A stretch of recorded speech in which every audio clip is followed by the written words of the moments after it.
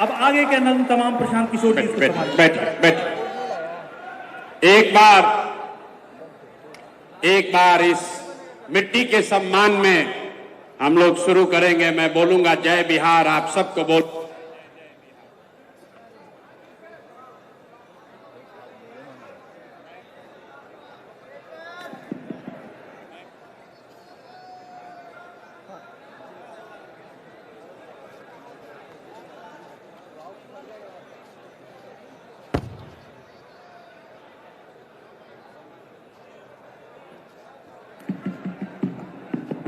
मैं एक बार, भाई तुम माइक में बात चेंज मत करो।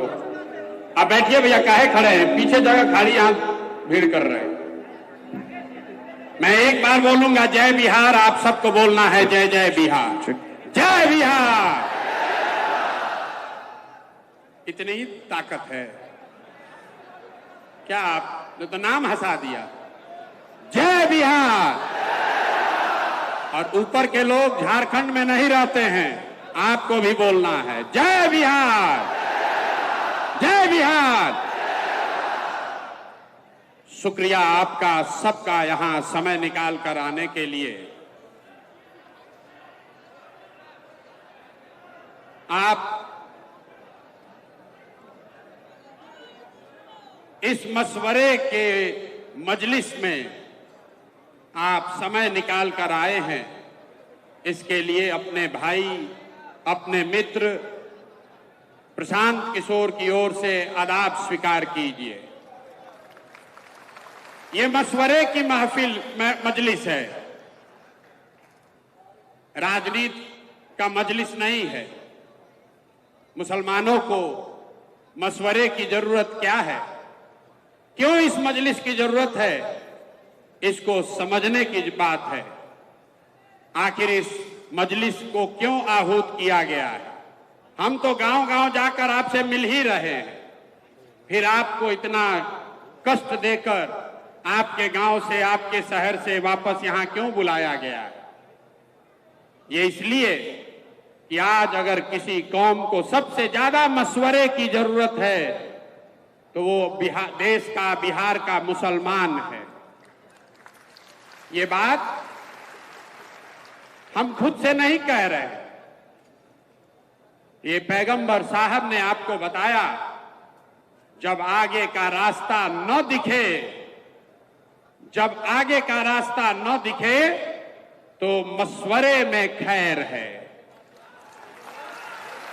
मशवरे में खैर है। इसलिए आज आपको ये तकलीफ दी है, आपको यहां पर दावत दिया है, आपको बुलाया है।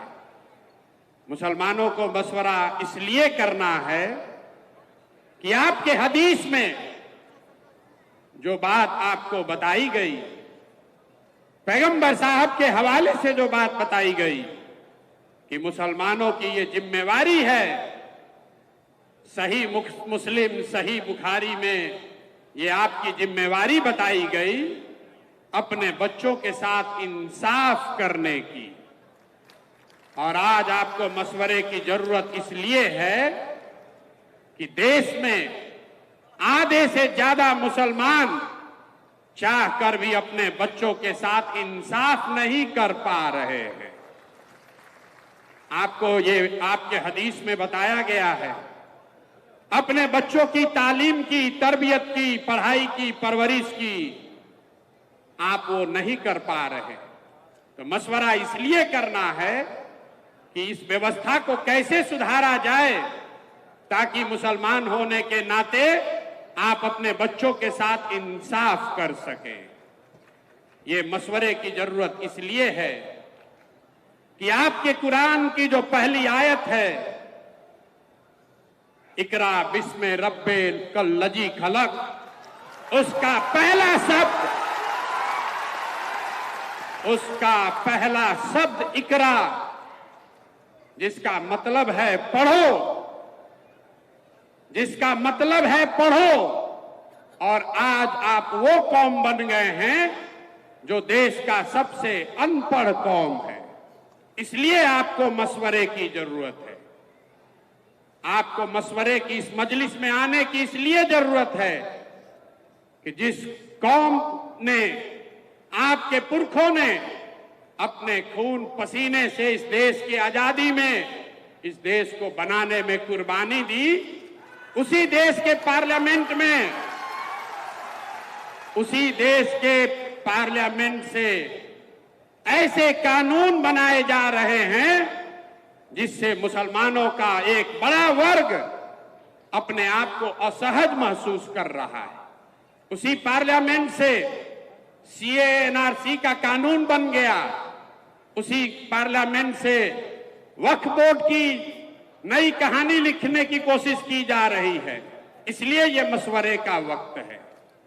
मशवरे का कि इस मजलिस की जरूरत इसलिए है कि 20 करोड़ मुसलमान जिनको आप वोट नहीं देते हैं उसकी बात छोड़िए, कम से कम 10 करोड़ वोट जिसको आपने दिया है, जब कोई गरीब, लाचार, असहाय मुसलमान रोड पर भीड़ के द्वारा मार दिया जाता है तो आपका 10 करोड़ वोट पाने वाले लोग, उसमें से 10 आदमी भी आपके साथ खड़ा नहीं होता है। इसलिए मशवरे की जरूरत है, इसलिए ये आज मजलिस बुलाई गई है। इसलिए ये मजलिस बुलाई गई है कि मिलकर मशवरा करके कोई ऐसा रास्ता निकालें कि इन बातों पर अमल किया जा सके।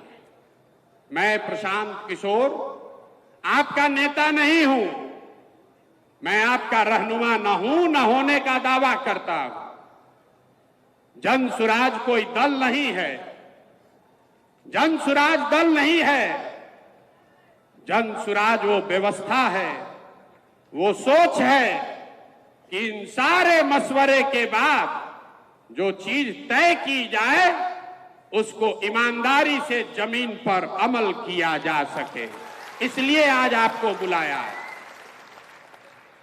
मैं वही प्रशांत किशोर हूं जिसने नरेंद्र मोदी को 2014 में चुनाव जीतने में मदद किया था।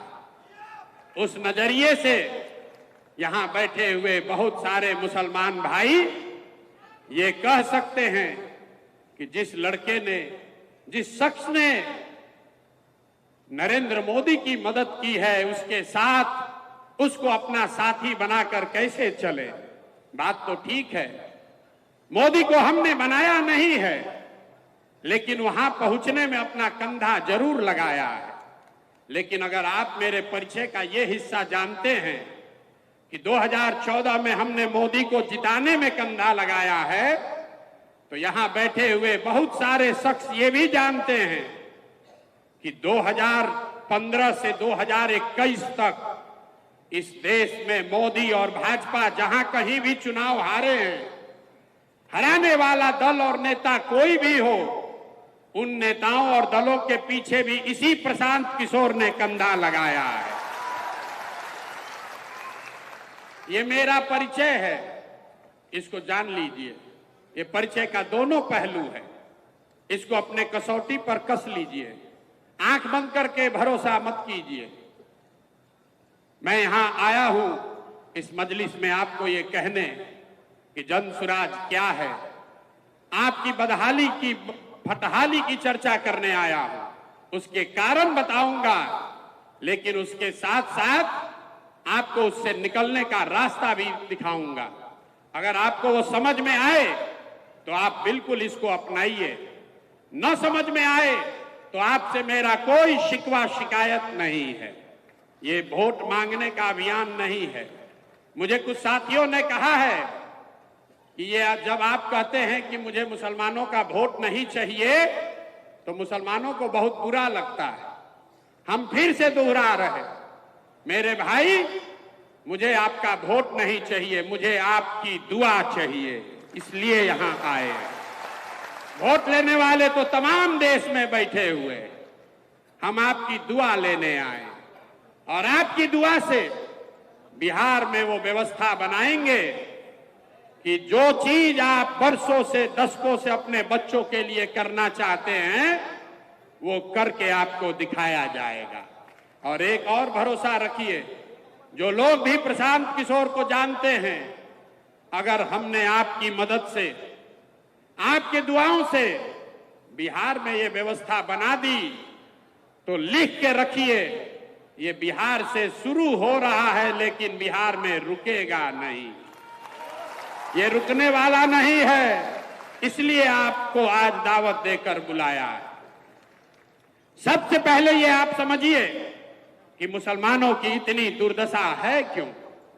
जो आदमी, जो वक्ता खड़ा होता है, तकरीर करता है, वो यही बताता है मुसलमानों को किसने ठगा, मुसलमानों को सब ने ठगा, हम लोग की हालत बहुत खराब है, कैसे इससे बाहर निकलें। आप में से कोई लोग कांग्रेस को दोषी बता रहे हैं, कुछ लोग बता रहे हैं कि लालू जी ने ठग लिया, कोई नीतीश को दोष दे रहा है, भाजपा को तो लोग बता ही रहे हैं। लेकिन जो मैं बात गांव-गांव में घूमकर कहता हूं, मैं आपको बता रहा हूं मुसलमानों की बदहाली क्यों है। मुसलमानों की ये बदहाली इसलिए है कि आपके कौम में पैगंबर साहब ने बताया कि जिस कौम को अपने रहनुमाओं की समझ न हो उसके ऊपर जालिम हुक्मरानों को मुसल्लत कर दिया जाता है। ये हम नहीं कह रहे, ये हम नहीं कह रहे, ये तो बात पैगंबर साहब ने कही है। अगर आपको लगता है कि जो भी हुक्मरान है, किसी दल का हो, कोई भी व्यक्ति है, अगर वो जालिम है या आपके बच्चों की चिंता उसको नहीं है, तो बात अगर पैगंबर साहब ने कही है तो वो गलत नहीं हो सकती है। आधा बात मत पढ़िए। आपके ऊपर जालिम हुक्मरान कब बैठाए जाएंगे? जब आप गलत रहनुमाओं का चुनाव करेंगे। तो आपने पीछे जिसको भी चुना, उसको चुनने में जो गलती हुई, उसी वजह से आज आपकी ये बदहाली है। सच्चर कमेटी का रिपोर्ट हर मुसलमान पढ़ता बताता है। सच्चर कमेटी के रिपोर्ट में बताया गया कि इस देश में दलितों के बाद सबसे ज्यादा गरीब, पिछड़ा, बदहाल अगर कोई है तो वो मुसलमान हैं। तो मेरे भाई, सच्चर कमेटी का रिपोर्ट आया 2006 में। 2006 से पहले, आजादी के बाद 2006 तक इस देश में भाजपा का शासन नहीं था। तब तो उन्हीं लोगों का शासन था जिसको आपने अपना रहनुमा बनाया था। तो आखिर आपकी इतनी दुर्दशा हुई कैसे? फिर वही बात बताऊंगा कि अगर बात पैगंबर साहब ने कही है तो वो गलत नहीं हो सकती है। आपने गलत रहनुमाओं को चुना, इसीलिए ये दुर्दशा हुई है। आप बिहार के नजरिए से देखिए। आप कह रहे हैं कि भाई हमको यहां विकल्प नहीं है। आपको 2014 में नीतीश कुमार के तौर पर एक विकल्प मिला था। आज मैं नीतीश के विरोध में खड़ा हूं, लेकिन 2014 में नीतीश कुमार ने मुसलमानों के साथ कोई गलती, धोखा नहीं किया था। आपको याद होगा 2010 में जब नीतीश और भाजपा की सरकार चल रही थी बिहार में, तो 2010 के विधानसभा चुनाव में यही नीतीश कुमार हैं जिसने नरेंद्र मोदी को बिहार में घुसने नहीं दिया था। 2005 से लेकर 2014, 12, 13, 14 तक आपके लिए नीतीश कुमार ने कुछ अलग से किया हो या न किया हो, बिहार में जो काम हुआ उसका थोड़ा बहुत फायदा मुसलमानों को भी हुआ। आपके साथ कुछ गलत नहीं हुआ। तब आपको नीतीश कुमार को अपना रहनुमा बनाना चाहिए था।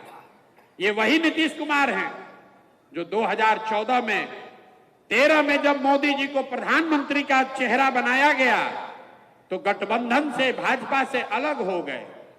लेकिन वही नीतीश कुमार जब 2014 में लोकसभा चुनाव लड़ने आए तो मुसलमानों ने उनको अपना रहनुमा, अपना रहबर नहीं बनाया। आपने उनकी मिट्टी पलीद करा दी।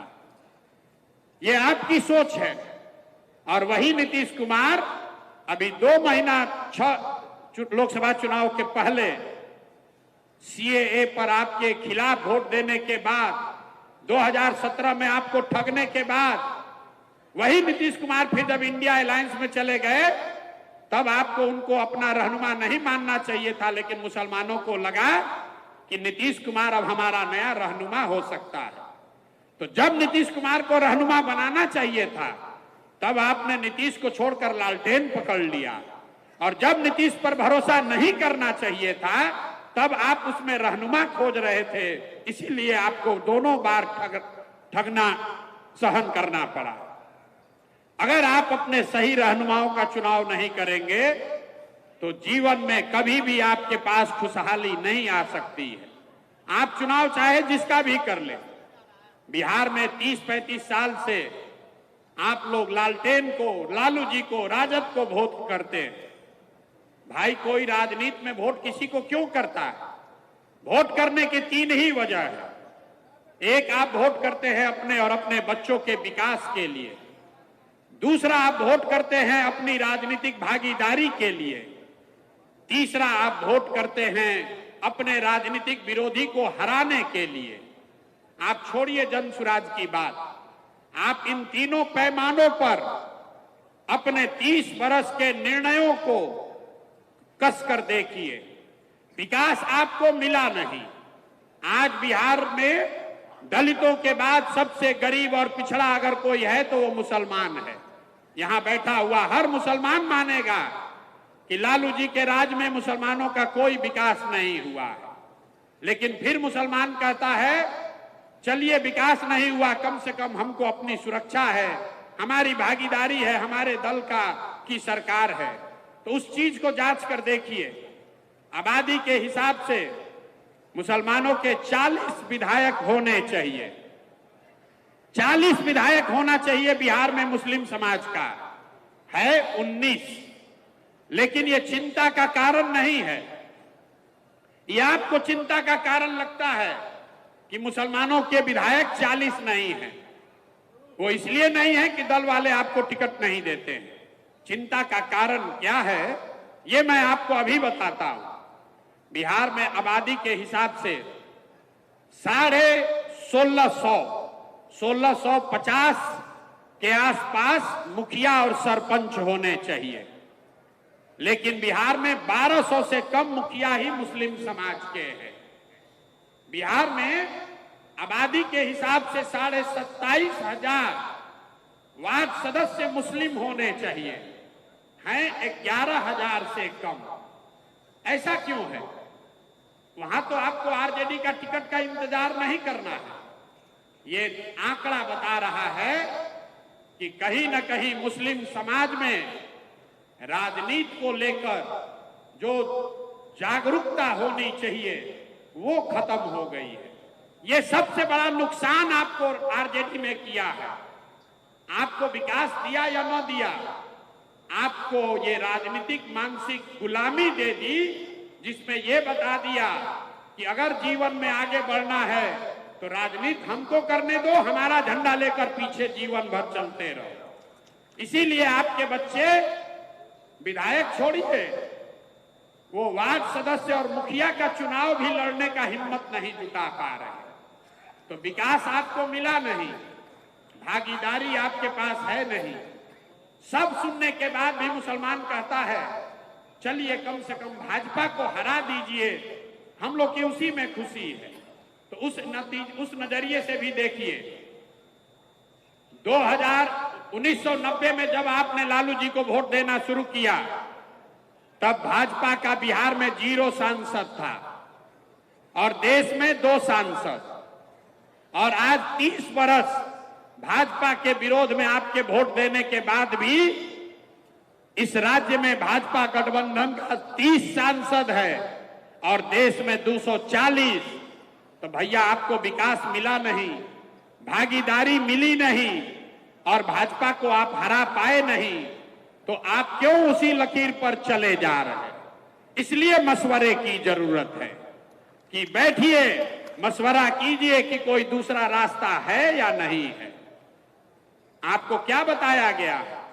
रास्ता न दिखे तो साहिबे अक्ल से जाकर मशवरा करो। साहिबे अक्ल से जो समझदार लोग हैं उनसे जाकर मशवरा करो। लेकिन मुसलमान आज मशवरा नहीं करना चाहता, बैठा हुआ है। वो जद्दोजहद नहीं करना चाहता है, उसको भाजपा का डर दिखाकर ये राजनीतिक बंधुआ मजदूर बना दिया गया है। इसलिए ये जन सुराज की व्यवस्था बनाई जा रही है। अब हम आपको आपकी परिस्थिति पर चर्चा करने के लिए खाली नहीं बुलाए, आपको अभी इससे निकलने का रास्ता भी बताएंगे। आपके सामने अभी आंकड़े से वो रास्ता बताएंगे, आपको खुद दिखेगा कि कैसे आप अपने बच्चों की राजनीति में भागीदारी भी करा सकते हैं, विकास भी कर सकते हैं और भाजपा को मुकम्मल हरा भी सकते हैं।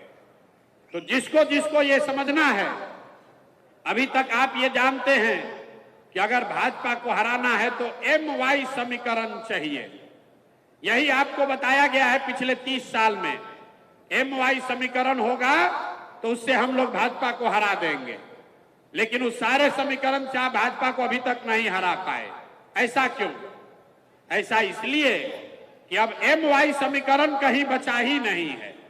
अब समीकरण है YM। जहां Y खड़ा होता है वहां पर मुकम्मल M समाज के, मुसलमान समाज के लोग उसको वोट देते हैं। लेकिन जैसे ही मुसलमान खड़ा होता है तो आधे से ज्यादा Y समाज के लोग हिंदू मुसलमान के नाम पर जाकर भाजपा को वोट देता है। अब तुरंत कोई कहेगा कि ये तो यादव लोग हमको धोखा दे रहे हैं। नहीं, ये यादवों की गलती नहीं है। अगर ये समीकरण आप सवर्ण के साथ, ब्राह्मण के साथ, दलित के साथ, कुशवाहा के साथ बना लीजिए तो भी यही होगा। जब वो खड़े होंगे तो आप उसको मुकम्मल वोट दीजिएगा, लेकिन जैसे ही आप खड़े होइएगा तो विचारधारा की तलवार से आधा लोग उसमें कट के हिंदू मुसलमान के नाम पर आपके खिलाफ में वोट करेगा। ऐसा क्यों है? ऐसा इसलिए है कि एक आंकड़ा याद रखिए, इस देश में भाजपा को 36% वोट आया है। इस देश में हिंदू रहते हैं 80%। ध्यान से इसको सुनिए, 80% इस देश में हिंदू रहते हैं और भाजपा को 36-37% वोट आया है।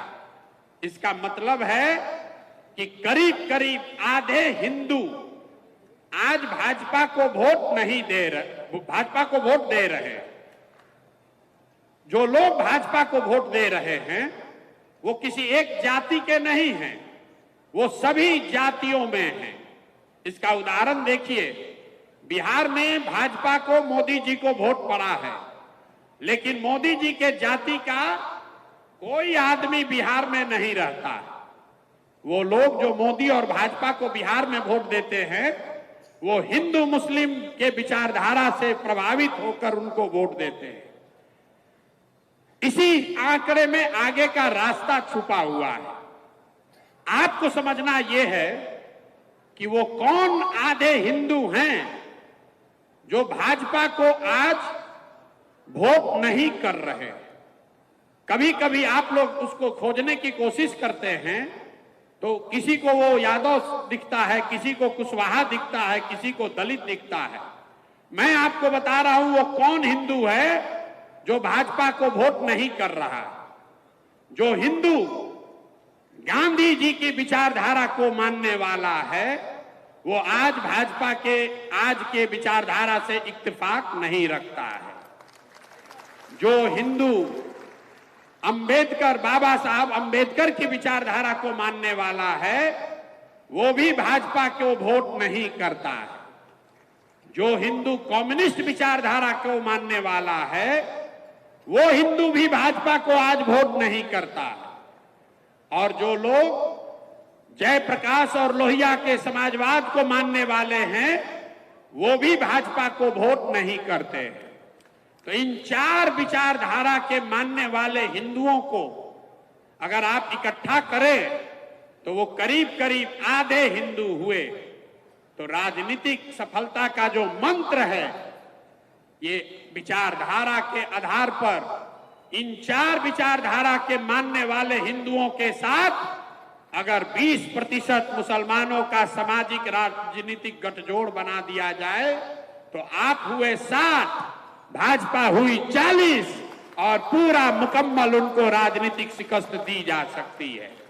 इसी विचारधारा पर, इसी फॉर्मूले पर यह जन सुराज की नींव रखी गई है कि जाति के आधार पर नहीं, धर्म के आधार पर नहीं, विचारधारा के आधार पर जो लोग आज भाजपा से लड़ना चाहते हैं, उनके साथ सामाजिक राजनीतिक गठजोड़ अगर मुस्लिम समाज के लोग बना दें तो आपको हर चुनाव में सफलता मिलनी ही मिलनी है।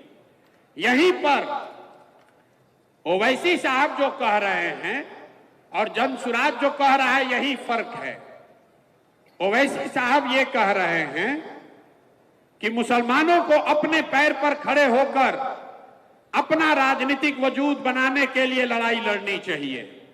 जन सुराज ये कह रहा है कि मुसलमानों को अपने पैर पर खड़े होकर अपना राजनीतिक वजूद बनाना चाहिए, लेकिन अकेले नहीं, उन आधे हिंदुओं के साथ करना चाहिए जो विचारधारा के आधार पर आपके साथ चलने को तैयार है। एक बार आपने ये कर लिया तो ये थियरी नहीं है। जो लोग हमको जानते हैं उनको पता है, प्रशांत किशोर को और कुछ आए चाहे नहीं, चुनाव लड़ाने आता है। 1-2 राज्य में नहीं, हमने 10 राज्य में ये करके देखा है। आप बगल का राज्य है बंगाल, वहां पर 27% मुसलमान रहता है, और जब हमने दीदी का कैंपेन किया उनको वोट आया 49%, मतलब 70% में, वहां 70% करीब हिंदू है। आधे हिंदुओं को मैंने मुसलमानों के साथ जोड़ा, तब दीदी को उतनी बड़ी सफलता मिली। तो अगर ये काम पहले किया गया है तो इसको बिहार में भी किया जा सकता है, इसलिए आपको दावत देने आए। इस चीज को आत्मसात कीजिए और आपको सफलता मिलेगी ही मिलेगी। लोहे को लोहा काटता है। आपकी जिनसे लड़ाई है वो विचारधारा आधारित व्यवस्था है। आपकी लड़ाई भाजपा से नहीं है, आपकी लड़ाई मोदी शाह से नहीं है, आपकी लड़ाई संघ से है जो विचारधारा आधारित व्यवस्था है। वो एक दिन में गांधी मैदान में रैली करके नहीं बना है, वो एक चुनाव के लिए नहीं बना है, वो पिछले 40-50 सालों में उस विचारधारा के मानने वाले लोगों ने एक एक कतरा करके धीरे धीरे उसको बनाया है। तो अगर संघ की विचारधारा से लड़ना चाहते हैं तो उसका एक ही हथियार है, महात्मा गांधी की विचारधारा को पुनर्जीवित किया जाए। वही एक धारा है, दूसरा कोई उपाय नहीं है।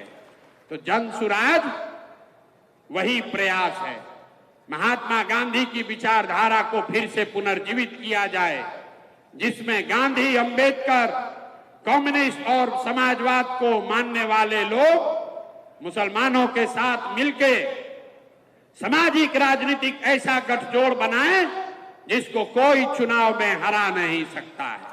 इसीलिए मैं रोज कहता हूं कि जीतेगा जन सुराज ही, जीतेगा जन सुराज ही। जब मैं कहता हूं मुसलमानों का वोट नहीं चाहिए, उसके पीछे भी यही सोच है। हम कितना भी समझा लें, अगर आप हमको वोट नहीं भी दीजिएगा तो भी जो ये विचारधारा के आधार पर हिंदू लड़ रहे हैं आज भाजपा से, वो जन सुराज के हिस्सा हैं और उनकी ताकत से, उनकी मदद से आपको निश्चित तौर पर बिहार में अगले साल जीत कर हम दिखाएंगे। अगर आपने तय किया, अगर आपने तय किया, आपने अपना कंधा लगाया, तो निश्चित तौर पर यह लड़ाई हमारे लिए थोड़ी आसान हो जाएगी। लेकिन अगर आप तय नहीं कर पाए, आपने हमको साथ देने का भी मन नहीं बनाया, तो भी आपसे हमको कोई शिकवा शिकायत नहीं है। जीतने के बाद आपको फिर से निमंत्रण देंगे, फिर से बुलाएंगे और फिर से आपसे आग्रह करेंगे कि हमारे साथ चलिए। उस समय भी आपको साथ लेकर चलेंगे।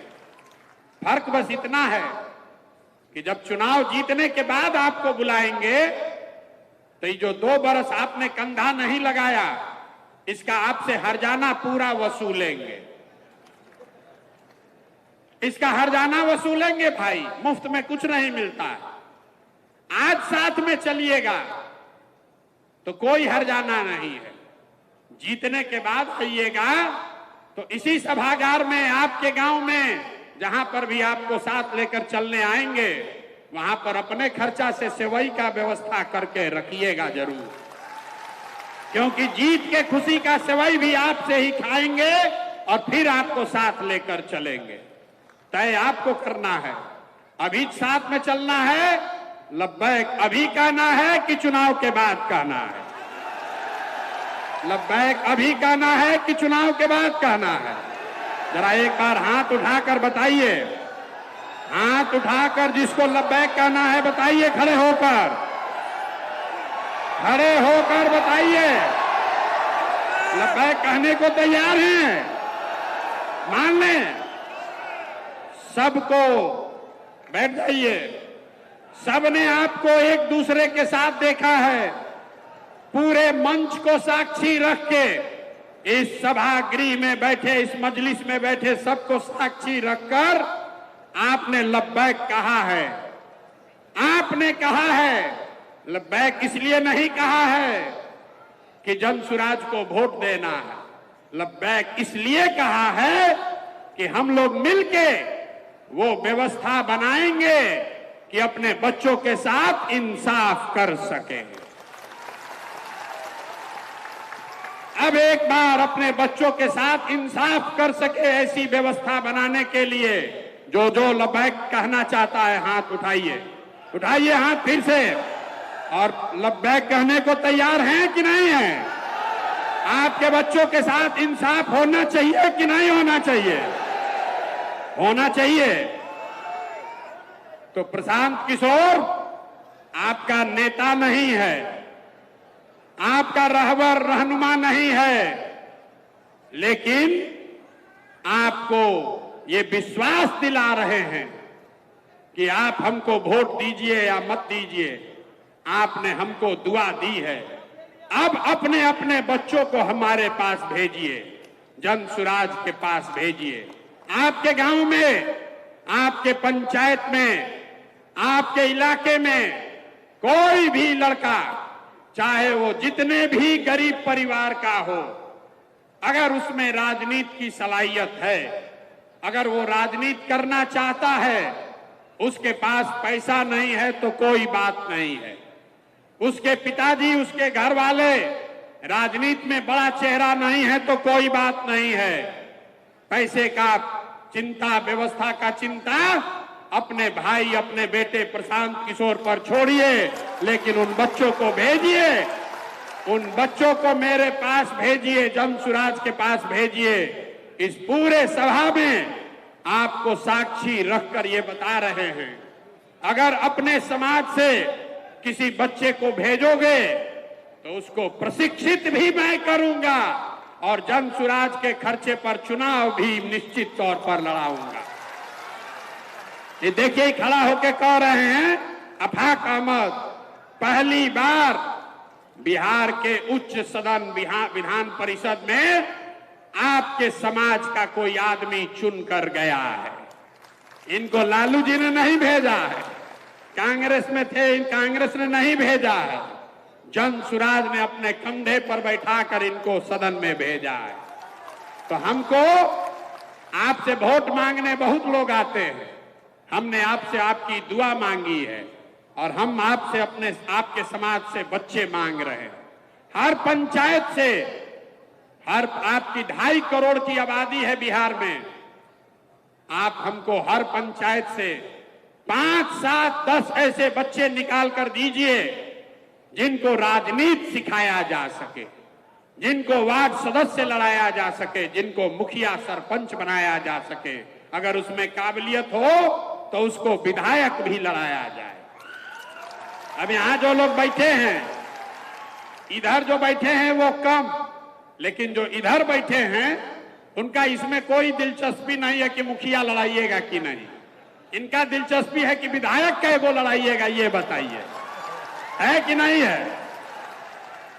तो हमने घोषणा की है सिर्फ मुसलमानों के लिए नहीं, 2 अक्टूबर को जब ये आपका दल बन रहा है तो समाज में जिसकी जितनी आबादी है, वो चाहे सामान्य वर्ग का हो, वो दलित समाज का हो, अति पिछड़ा हो, ओबीसी हो, यादव हो, कुशवाहा हो, मुसलमान हो, जिसकी जितनी संख्या है उसको उतनी भागीदारी निश्चित तौर पर दी जाएगी।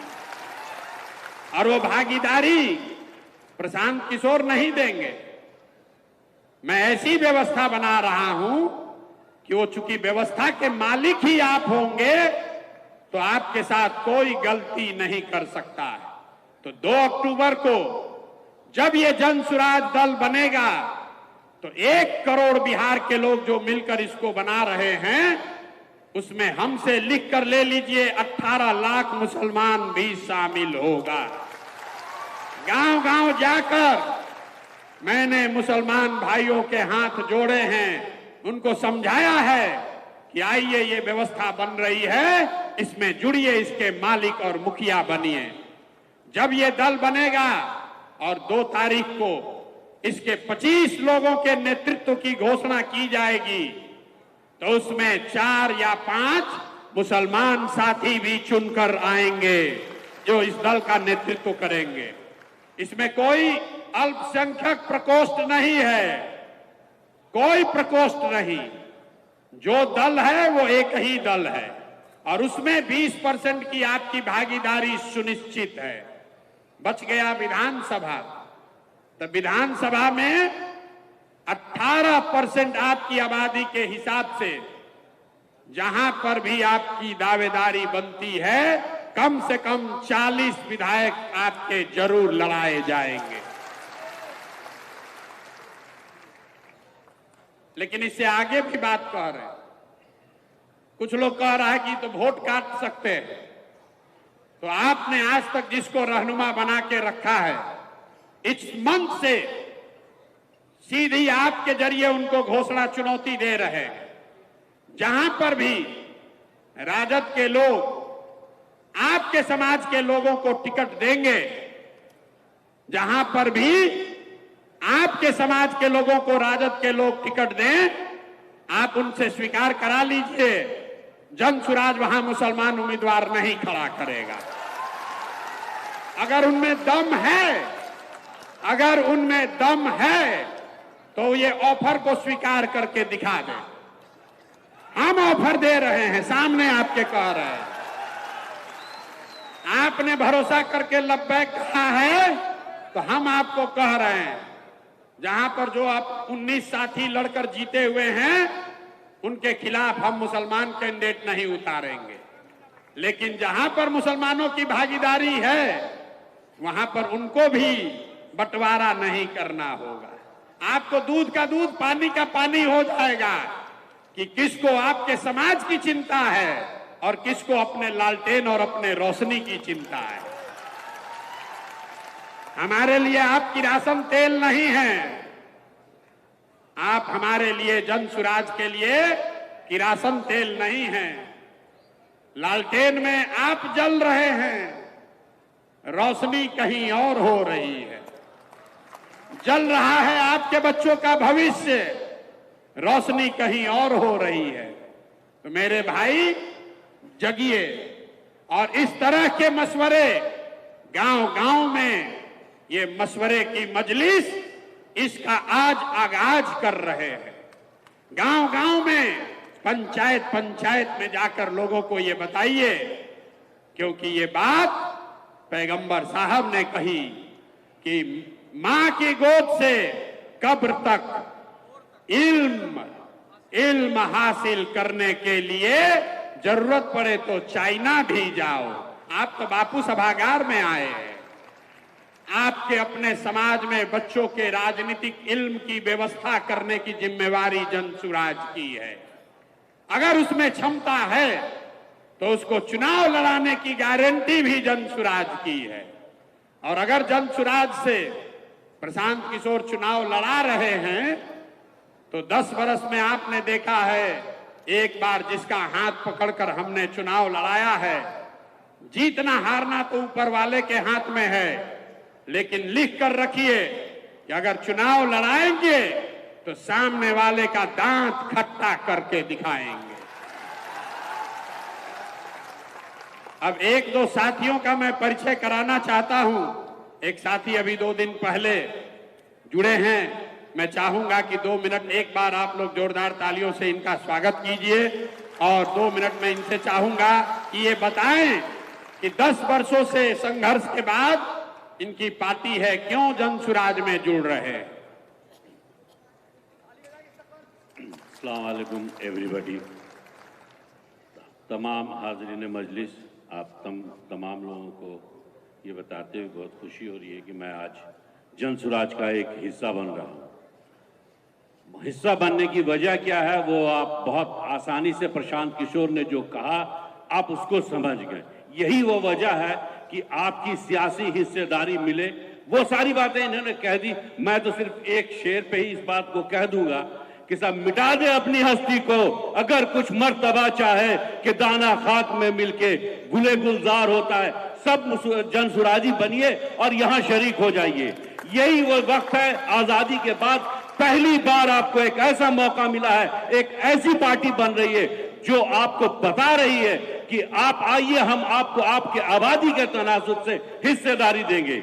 जब आपको आपके आबादी के हिसाब से हिस्सेदारी मिलेगी तो यकीन जानिए वो तमाम मुश्किलें जिसकी वजह से आज आप परेशान हो रहे हैं, आए दिन सीए एनआरसी पे प्रशांत बाबू ने आपको बता दिया, ये तमाम चीजें जो बन रही है, क्यों आज आप जितनी मीटिंग बुला लें कुछ नहीं होने वाला है जब तक आप वहां नहीं पहुंचेंगे। और वहां पहुंचेंगे कब? जब आपके अंदर सियासी सूझबूझ होगी, सियासत करना जानेंगे। वही सियासत जो आज प्रशांत किशोर बता रहे हैं और आपको दावत भी दे रहे हैं कि आप आइए और आके इनसे जुड़िए, सियासत सीखिए। सियासी हिस्सेदारी के बगैर आपको कुछ नहीं मिल सकता।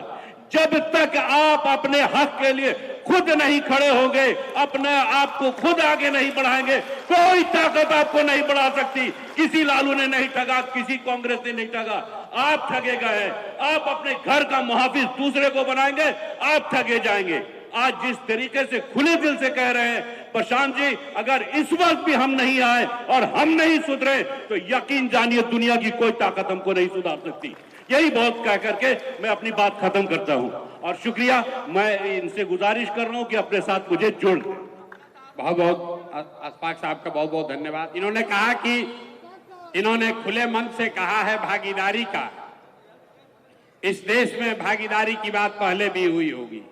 हम सिर्फ भागीदारी की बात नहीं कर रहे, हम आपको सिर्फ टिकट नहीं देंगे, आपको अपने खर्चे पर, जनसुराज के खर्चे पर लड़ाएंगे भी। सिर्फ भागीदारी की बात नहीं है। नाम पूरा करने के लिए हारने वाले सीट पर किसी मुसलमान को दे दिया, जिस मुसलमान को दिया उससे भी 2-4 करोड़ रुपया ले लिया। ये सियासत आप देखते आए हैं। हम आपके समाज से भी चोर बदमाश ठग को नहीं खड़ा करना चाहते। आप अपने समाज के सबसे अच्छे, सबसे बेहतर, जिस पर आपका भरोसा है उसको भेजिए। ये चिंता मत कीजिए कि उसके पास चुनाव लड़ने का पैसा है कि नहीं है। अफाक अहमद पैसे से एमएलसी नहीं बने। जनसुराज ने एक बार तय कर लिया कि आदमी अच्छा है तो इसको कंधे पर बैठाकर सदन में पहुंचाए। तो अगर आप आगे ये समझ रहे हैं, तुरंत अभी हम कहेंगे, अभी तुरंत आप देख रहे हैं कि जब से जनसुराज की ये चर्चा शुरू हुई है, आप में जितने लोग बैठे हैं राजनीति से जुड़े हुए, सबके पास सामने से फोन आ रहा है। तो और कुछ कीजिए या मत कीजिए, मेरा इतना धन्यवाद ये इसलिए कीजिए कि कम से कम आपको पूछना तो शुरू किया। अभी तक तो आपको पूछ भी नहीं रहा था। जिसको जिसको अनुभव ये नहीं है, इस कार्यक्रम के बाद हमारे साथ एक फोटो खिंचवा लीजिएगा और उसको फेसबुक पर डालिए और देखिए कि कैसे सारे दल वाले आपको फोन करते हैं, अरे भैया काहे नाराज हो, प्रशांत किशोर से काहे मिल रहे हो। ये ताकत है जनसुराज की। अभी दल नहीं है, अभी आपको चुनाव नहीं लड़ाए, आपको हिस्सा नहीं दिया, आपको जिताए नहीं, सिर्फ एक खिड़की आपके लिए खोली है, उसी से आपकी राजनीतिक बंधुआ मजदूरी खत्म हो रही है। इस मंच पर बैठा हुआ कोई ऐसा आदमी नहीं है जिसको 8 आदमी, 10 आदमी, 20 आदमी ये दबाव नहीं बना रहा है कि अरे भाई जनसुराज की ओर क्यों जा रहे हो। ये बगल में हमारे बैठे हैं मोनाजिर जी, इनको जीना इनका हराम कर दिया।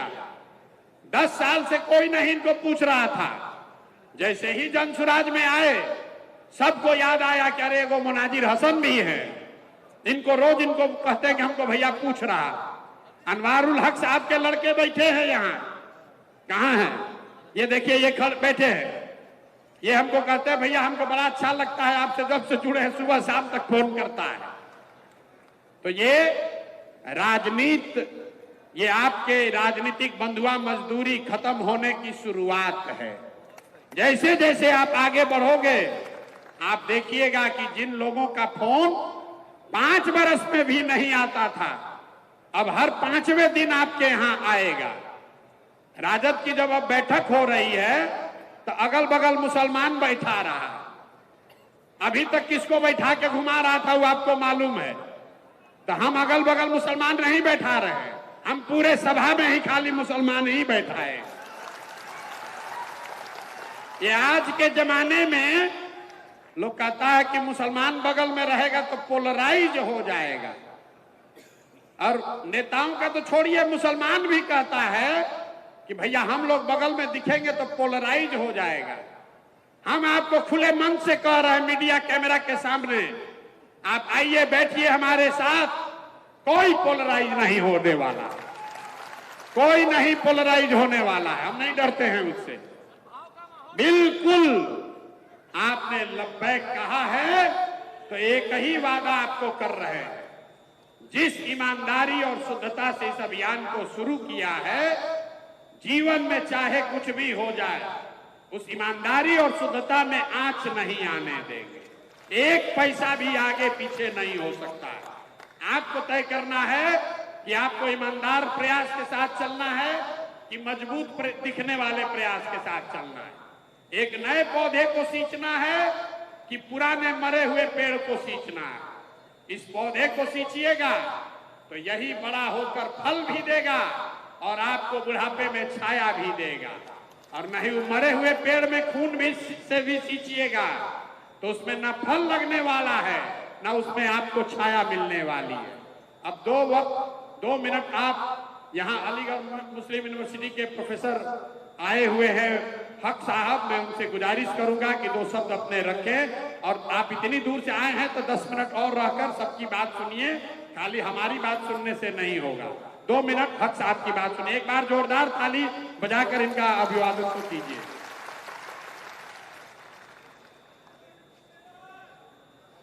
बहुत शुक्रिया प्रशांत किशोर साहब।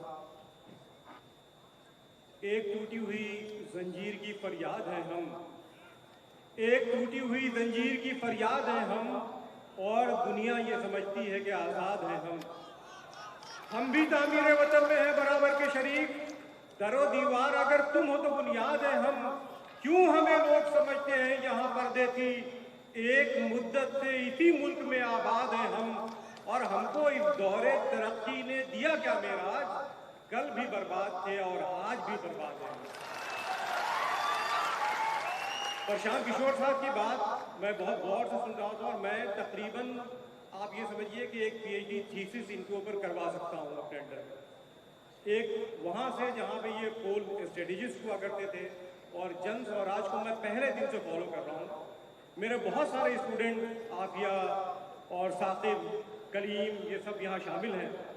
मैं इनसे पहले दिन से कहता था कि मैं छुट्टी लेकर के खुद इस जन स्वराज में शामिल होना चाहता हूँ अपनी तरफ से। देखिए जो बात उन्होंने कही उस पर गौर करने की जरूरत है। आप ये याद रखिए कि आप जहां कहीं भी हो, सियासत में आपको दिलचस्पी हो या ना हो, सियासत को आप में दिलचस्पी है। आप यहां बैठे हुए हैं, आप अपने मदरसों में बैठे हुए हैं, आप अपनी मस्जिदों में बैठे हुए हैं, आप अपने मकबरों में बैठे हुए हैं, लेकिन सियासत आप में दिलचस्पी नहीं है। और जो कौमें सियासत का शऊर नहीं रखती और सियासत से दिलचस्पी नहीं लेती, वो कौमें इक़्तिदार से दूर हो जाती हैं, अच्छे फैसले नहीं करती, वो फिर वही जिसकी बात कर रहे थे कि बदुआ मजदूर हो जाती है। आपके सामने मेरे आने का सबसे बड़ा मकसद ये है कि एक आपने वो नैरेटिव डेवलप किया है और जिस बोल्डनेस के साथ आप खड़े हो रहे हैं, वो सियासी जमातें जो अपने आप को सेकुलर कहती हैं, आज की तारीख में किसी मुसलमान मुकर्रिर को, किसी मुसलमान लीडर को अपने साथ खड़ा करने से गुरेज करती हैं। ऐसे वक्त में आपके सामने जिस तरह से प्रशांत किशोर साहब ने आपको ये कहा कि आप आइए हमारे साथ खड़े होइए, कोई पोलराइजेशन नहीं होगा, मैं ये समझता हूं कि ये बहुत बड़ी उम्मीद की बात है और उस नैरेटिव को चेंज करने की बात है। ये जन स्वराज की आप ये देख रहे हैं, महात्मा गांधी की तस्वीर है।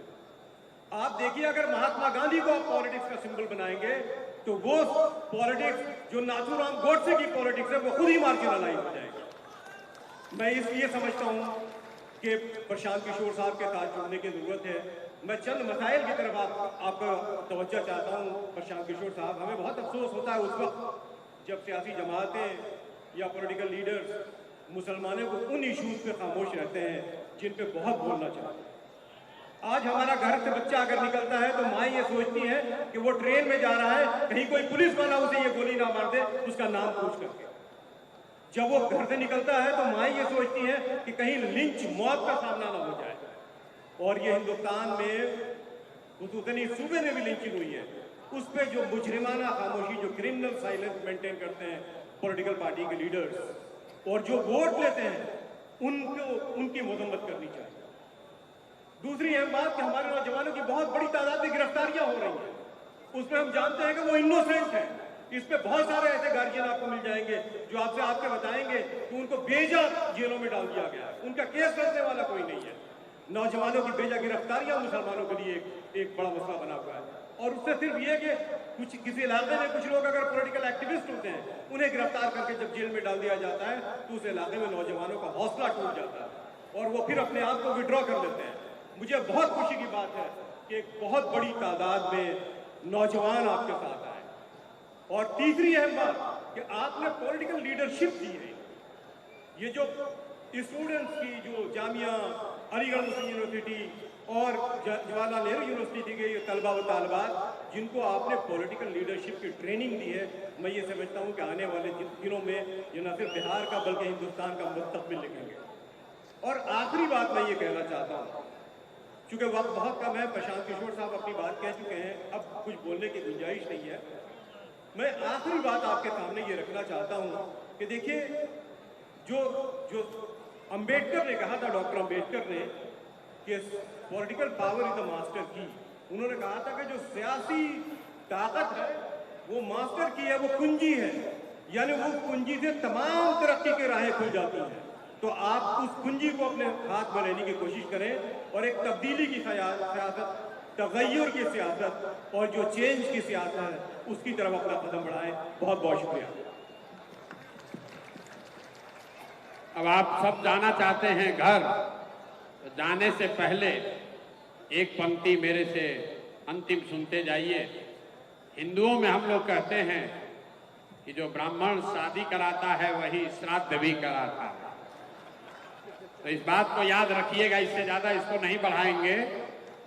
आप हाथ पकड़िए, दुआ कीजिए और आगे ये कारवां बढ़ेगा। आप आए, आपने इस मजलिस का हिस्सा बनना स्वीकार किया, उसके लिए आप सबका तहे दिल से शुक्रिया।